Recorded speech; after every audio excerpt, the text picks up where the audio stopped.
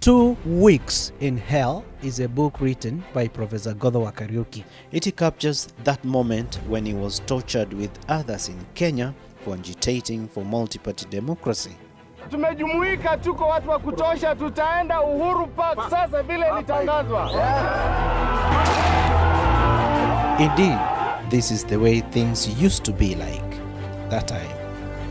Professor Ngotho Kariuki is one of the leading lights for Second Liberation Movement, which led to the repealing of Section 2A of Kenya's first constitution, giving way to multi-party democracy. Yeah, this is Kenya Coffee House, a place where Kenyans tend to meet to have some tea from Kenya when they're in London and have some food which is found in Kenya, just to feel like back home. And it's a great opportunity to meet you, Professor, in your short visit. I thank you for accepting to speak to us in a very short time. You are here. Now, maybe for people who don't know you, just start by say your name and what you are doing currently. First, I must say thank you for welcoming me to the Kenya Coffee House, where I feel at home, and I feel that I'm among people at home and we can exchange. My name is Ngotho Kariuki, a former Dean of the Faculty of Commerce, University of Nairobi, a Professor of Accounting and Taxation. Currently, I'm not doing that. I'm doing a project of restructuring the judiciary and reforming our judicial system under a board known as Judges and Magistrates Vetting Board, which was established under the new constitution. And you're vetting the old judges, not the new ones? We are vetting the judges and magistrates who are in office as of the date of the constitution, which was 27th August 2010. Any new employees are being vetted by Judicial Service Commission. What necessitated the vetting? Because these ones are already working. The vetting was necessitated by the fact that people had lost confidence in the judiciary. If you remember that during the 2007-2008 elections, one group which lost refused to go to court, and we almost went to a civil war. And the reason why they did not go to court, because they said the courts were not independent and they could not trust them. Yeah. Okay. Now you're in London, and you've already actually published a book called it's two Weeks in Hell. Interesting title there. Could you just tell us about the title? These 2 weeks, 2 weeks in Hell. What's the book about? Well, the book 2 Weeks in Hell actually relates the 2 weeks, 14 days, which I stayed in the Nyayo House torture chambers in 1986. If you remember, maybe you remember or you may not, there was a crackdown of both intellectuals and ordinary people who were fighting for the multi-party restoration of the multi-party democracy. The group known as Kenya, there was a crackdown by the regime of former president, and people are arrested across the country, across all tribes, across all spectrum, from farmers to professors, and torture chambers were established in Nyayo House, underground basement, where people are tortured. And that is the essence of this book. It's detailing the experience of those 2 weeks, which I stayed. Because according to the law then, within 24 hours when you are arrested, you are supposed to be taken to court. Yeah. And unfortunately, I was not taken for 14 days. For 14 days? Yeah. Wow. What really happened in those 14 days? In that 14 days, you would be put in water.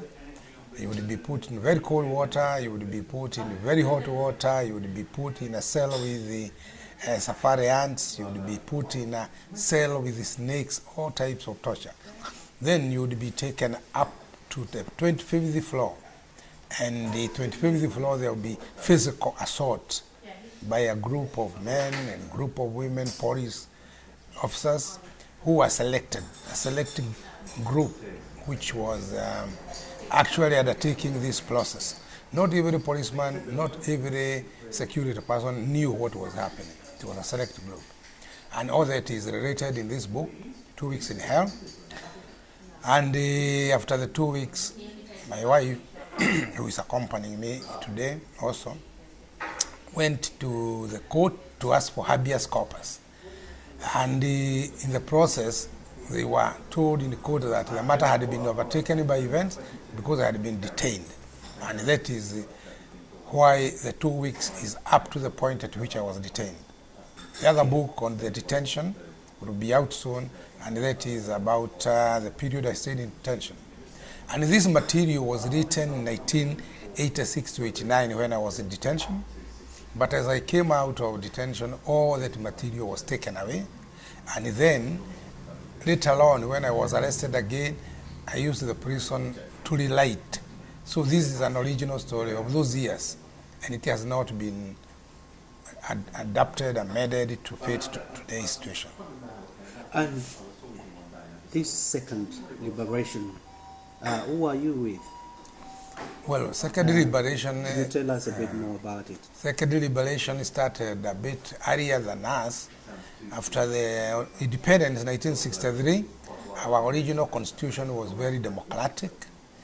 Let's say democratic in the sense that it was in the semblance of the Westminster system, a multi-party system of government, of politics, rule of law. But in the process, as we went along, there were many amendments, and the constitution finally was changed in 1980 to a single-party state. So a lot of people, the progressive intellectuals at the University of Nairobi and progressive politicians joined hands and started campaigning for multi-party election. A number of people there, like the current Chief Justice was there, Maina wa Kenyatta, Buge wa Thiongo, Michelle Mogo, Raila Odinga was part of it, Georgia Nyona, Koiwa Mwele, Wanyiri Kihoro, and many, many others who are on the list of the history. And then the system cracked down on all of us. Some were arrested in 82 and detained, like William Mutunga, Alamini Mazurui, Mukaro Nganga. Others remained out for a while. In 1986, there was a second crackdown, and that is the notorious Mwakenya crackdown. And people were detained, others were exiled, others died.